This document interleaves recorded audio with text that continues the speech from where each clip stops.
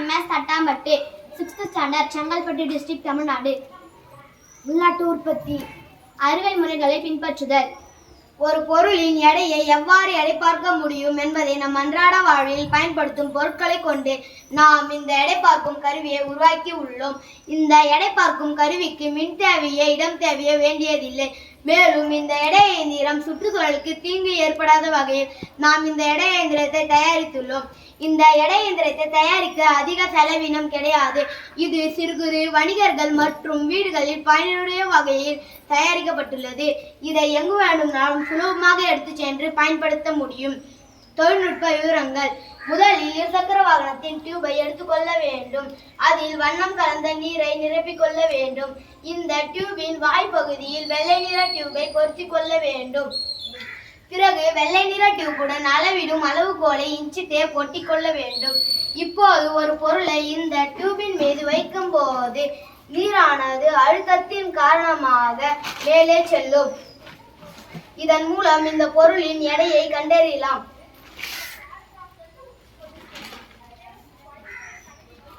இந்த பொருளின் எடை 17 கிலோகிராம். உங்களுக்கு சந்தேகமா இருந்தா நான் இந்த பொருளை இந்த எடை மிஷின்ல வைக்கிறேன். இதே அளவு தான் இதுலயும் இருக்கும்.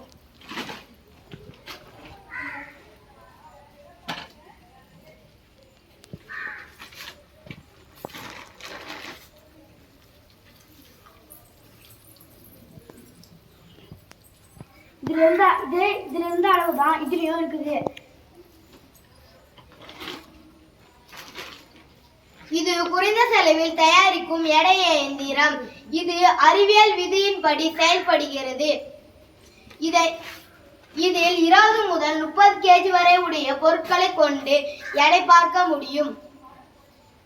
இதை எங்கு வேண்டுமானாலும் சுலபமாக எடுத்து சென்று பயன்படுத்தலாம்.